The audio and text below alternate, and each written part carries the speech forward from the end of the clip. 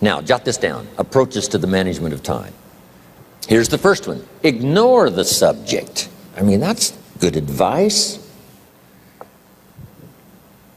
Don't let anything overly bug you. Because remember now, you don't have to do anything. Someone says, well, I got to get a handle on my time. The answer is no, you don't. If you want to let it all go, you can let it all go. I mean, this is good advice. Somebody says, you ought, you ought, you ought. Jot this down. Ignore all the you oughts or you should. Only if they're giving general information. We should. It's better to say if you're teaching, we should. Not you should, we should. Then you let me listen in without it being too confrontational. If everyone did this, see, that'd be great. And then you give a person a chance to choose to do it or not to do it. But when you start the you ought, now see if I don't, now see we got some tension and maybe some problems. So you oughts seem to always create problems. When you're talking to your kids, you say, no, if kids would do this, not always saying if you did this, life would be better. But if kids did this, life would be better. It's like making a little talk and letting them listen in. And then it's a little less confrontational. It gives us a choice. In one of my seminars, here's what I teach. All life form strives to the max of its potential except human beings. All life form strives to the max of its potential except human beings. How tall will a tree grow? As tall as it possibly can. You never heard of a tree growing half as high as it could. No, trees don't grow half. A tree drives its roots as deep as it can, reaches as high as it can, produces every leaf it can, every fruit it possibly can. To the max. Every life form strives to the max, except human beings. Now, why not human beings? Jot this down. You've been given the dignity of choice. You're not a robot. You don't have to repeat this year the same as last year. You can tear up last year's plan, develop a new plan.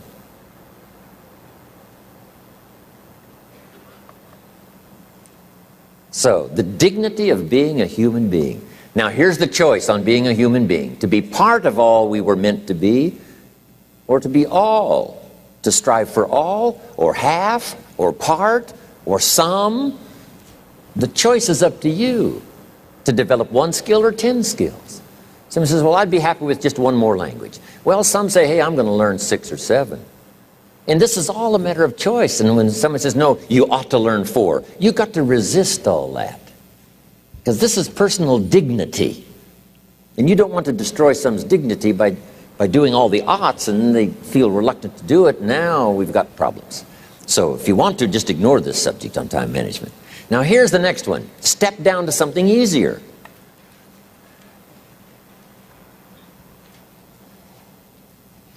The guy's in sales and he says, oh, I want to own the company. Finally owns the company. Now he's got no time to play golf. He said, when I was in sales, I was making big money playing golf 3 days a week. Heck with this owning something. Heck with managing. My life was never my own after I started to manage. I'm going back to sales. See, this is the key. If you're getting too pressed, you might consider stepping down to something with a little easier time pressure. Little girl says to her mother, Daddy comes home, brings his briefcase and pats me on the head and says hello, disappears and works on his papers. How come my daddy doesn't play with me? And her mother said, look, your daddy loves you very much, but he's so busy at work, he can't get it all done, he has to bring it home. He loves you, but that's why he can't play with you. And the little girl said, why don't they just put him in a slower group? So, jot this down now. If you don't have time for your kids, you might consider joining a slower group. Remember when I said some things I went for cost me too much? So reconsider. Next key to time management, and that's work longer and harder. But see, there's a limit to that. Here's the key, not to work harder, but smarter. When you've worked as hard as you can, doing the best you can in terms of physical output in the time, reasonable time, Now here's the ultimate in the management of time, and that is you simply become more skillful. When I first got into sales, you know, I was around people that could get, 9 out of 10, 8 out of 10. And when I first started, I could only get 1 out of 10.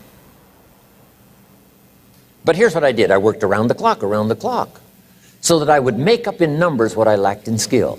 That's good in sales. You got to jot that down. When you're new, you make up in numbers what you lack in skill. Now, when you become more skillful, the numbers can go down because now your persuasive ability and all of that is now so high that you don't need to put as many numbers out.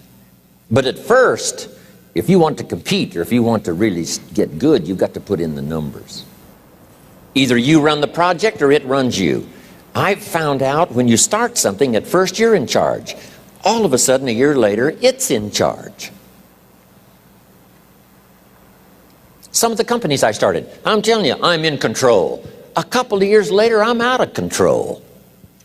At first, I've got it on the run. 2 years later, it's got me on the run. Haven't got enough time. I'm dizzy with trying to get it all done. So here's part of the key, and that's to get in charge. Say, I'm going to take charge of my health. One of my albums is entitled, Take Charge of Your Life. Take charge of your time. Take charge of your resources, which we're going to talk about next. Take charge of your health. You're the one that's responsible for it. It's not a requirement of society that you not have a heart attack and take care of your family. That's not a requirement of society, but you must make it a requirement of yourself. Society doesn't require that you build a financial wall around your family nothing can get through. That's not a requirement of society. It's a requirement you impose on yourself to build a financial wall around your family nothing can get through. So impose on yourself this self-development of being in charge, taking charge of your life and your health and your future and your responsibilities and all the rest. Reasonable time is enough time. Here's why. It's not the hours you put in, it's what you put in the hours. If you start depositing greater ideas into the hours you've got later than now, I'm telling you later, you can't believe the productivity that will flow. The ideas you can't think of now, a year from now, they'll start to flow. And when you deposit those ideas in the hours you've got, productivity multiplies by 2, 3, 5, 10. And then do priorities on your goals. What's important this week? What's important this month? Here's the next one. Often review. Just go over your goals to make sure that your list is working for you. It's got you inspired. It's got you turned on. Somebody says, how come you're up so early? Say, if you were headed where I'm headed, you'd be up early too. Wow. If you were going to meet who I'm going to meet, you'd be up early. If it was going to stack up for you like it's stacking up for me, you'd be getting up early. Learn to study what we call majors and minors.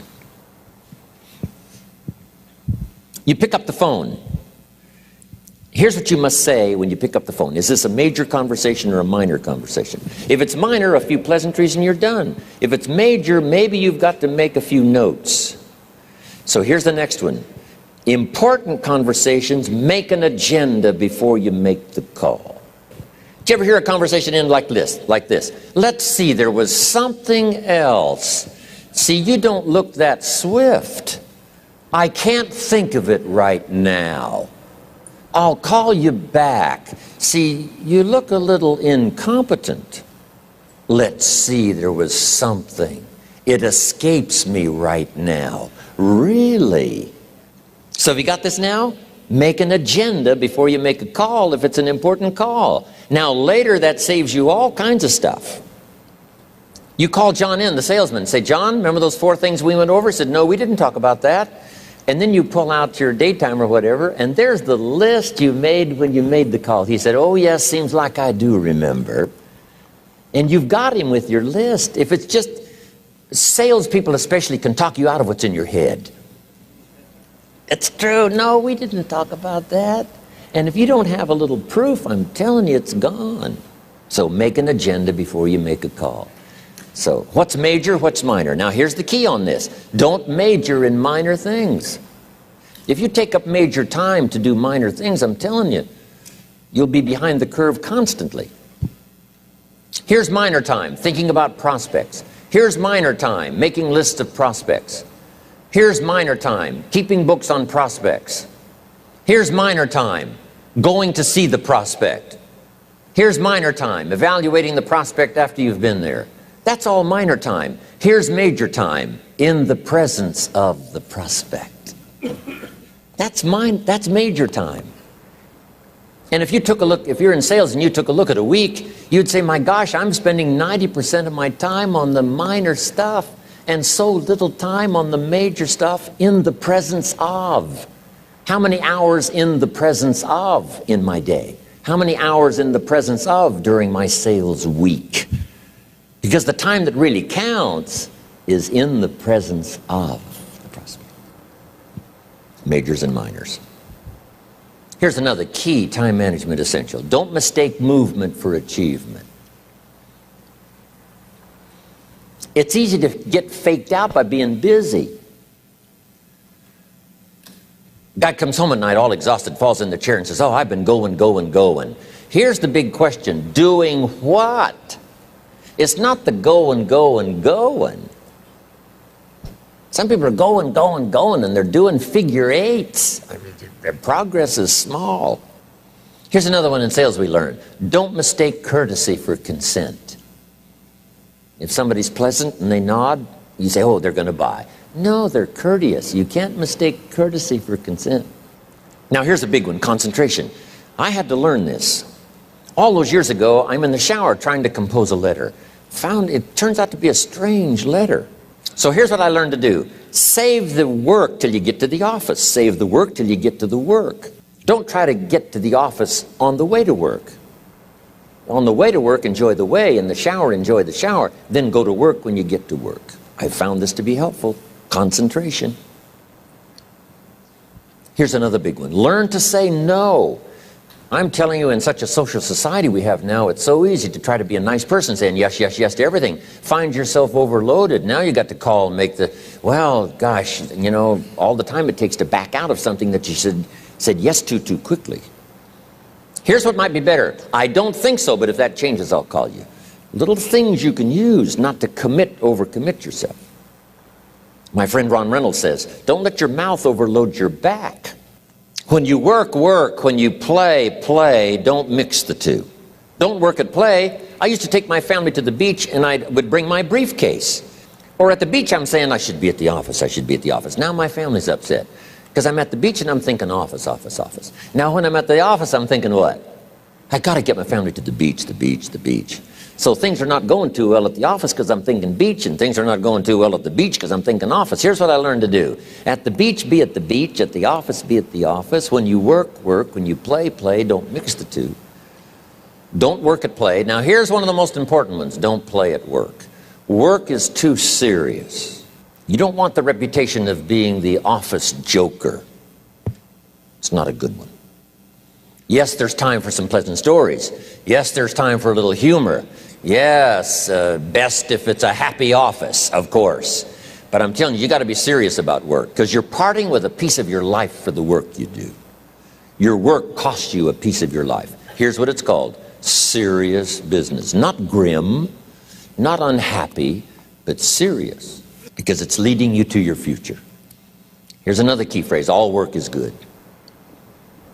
You may not like your job, but if it's the stepping stones to get you to where you want to go, you got to appreciate your job. You don't have to have a passion for your job. Here's the ultimate passion, a passion for incredible success in every department of my life. That's the passion. But don't look down on some menial job you have to do to finally get you to where you want to go. No job is menial. No job is not, no, every job is noble. Training life for pay, making a contribution to society. Next, analyze how you are.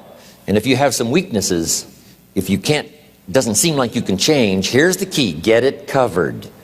I used to keep promising myself I'd keep the books, keep the books, keep the books. Finally, I gave that up. And back then, it only took me an extra $50-60 a month for some accountant to keep the books. I said, no, I'm going to save the $50. You can't believe what I started losing in productivity because I tried to save the $50. So the key is, a lot of the time you can stay like you are, but just make sure you get it covered. Okay. Next, beware of the telephone and all other systems of communication, especially the telephone at home and systems of communication at home. And here's one of the best lines I've got for you for the weekend. Let all communication systems serve you, but don't let them intrude. When it comes time to have dinner with your family, you shut off all systems, unless the ones that can take messages silently. Don't let the phone ring. Don't let anybody intrude, come through the front door nor the back door, nor through the telephone or any other device. So you can't reach John and his family when he's having dinner. The President of the United States couldn't get through. If you develop that kind of a reputation, father, mother, when we have dinner, when we're visiting and have this time with our family, nothing intrudes. So don't let these clever little devices keep intruding. You've got to have a place that's sacrosanct, it's valuable. You don't let anything in for that period of time. Okay. Isn't that good advice? Excellent advice. Here's the next one. Read all the books.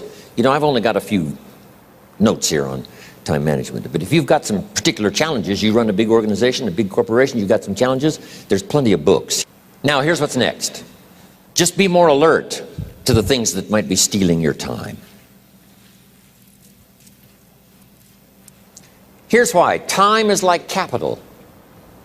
You can't let someone steal your seed corn. You can't let someone steal your capital. And you can't let someone steal your time. You must designate your time. And some of the time that you designate, you must not let anyone steal. Casual time, you might let someone intrude and steal a little bit and take a little bit, but not serious time. Key. Next, one of the great time management savers is to learn to ask questions up front. Sometimes you talk to somebody for an hour, and then you ask questions and find out if you would have asked those questions up front, you could have saved yourself an hour. Asking questions up front helps you to get to the problem now. But if you just launch into some discourse, you might waste 30 minutes, waste an hour, when here's what you should have been talking about. After you finished an hour, you say, John, what's really the problem? He said, well, it's something personal. See, that's what you should have been talking about this whole hour. Key. Next, learn to think on paper. Now we're going to take a break. Some ways to think on paper. One, we've covered one. Solving problems. Take it out of your head and put it on paper. Another one is setting goals. Making these lists we've already started. Here's another good way to think on paper. It's a projects book. Each person you're working with and each project you're working on, get a loose leaf binder and a tab and some pieces of paper behind the tab and do a little continual summary of how it's going between you and that person and between you and that project. I call it a projects book. It is so useful to me. But what's going on between you and this person? When you last got together, what did you talk about? And you got a few notes there. Here's what we talked about the last time we got together. Now when you get together again, you can review that so you'll know better what to talk about. When the president gets ready to travel and he's going to meet some important people, guess what they bring him? All these briefing books. Right? The last time you were with Khrushchev, Kennedy is informed. Here's what he said and here's what you said. Kennedy said, oh, that's valuable. I need to remember that. If a person is important, it's worth a little running account. You might even have a projects book for your children. Here's what's happening between me and my child. We've talked about this, and we've talked about this, and we've talked about this. Next, a day timer. Keeping track of all of your appointments. You know, mine is all filled with, when to catch an airplane, and when to do a seminar, and when to sit down and have a conference, all the rest. Next is a game plan. You know, if you've got a house and the insurance is going to come due and some other things are going to come due, you just put it on a spreadsheet and make sure it's taken care of. Key phrase, take things out of your head and put them on paper. And the key is to just experiment with different ways that helps you to do that. Now here's the last one, thinking on paper, and that's to keep a journal. One of the things I'm known for around the world, have been now for 39, 40 years, is keeping a journal. Now my journal is not it's not necessarily it's not like a diary. It might be part diary. You know, I'm flying over Ireland and I write down a few little things that impress me. Today I met this person. Wow, what an extraordinary event. Today I conducted this seminar in Rome. 1,000 people stood up and sang for me. I've got a little bit of a diary in there. But here's what primarily your journal is for: collecting good ideas. A journal is to collect good ideas on your health, good ideas for your business, good ideas for your future, good ideas for time management. Because I used to take notes on pieces of paper and torn off corners and backs of old envelopes and restaurant placemats. And I threw all this stuff in a drawer. It did not serve me well. I finally learned to get a bound copy, right? And just keep a journal, right? If I was here, I had my journal, I'd be taking notes, right? These 2 days in my journal. Now, if you're caught without your journal, you just take the notes when you get back home. You put those notes in your journal, throw the paper away. Because we don't usually go through paper to review. But see, my journals now make up a significant part of my own library. My journal's all reserved privately for my children and my grandchildren. Can you imagine what I've collected over the years? It's unbelievable.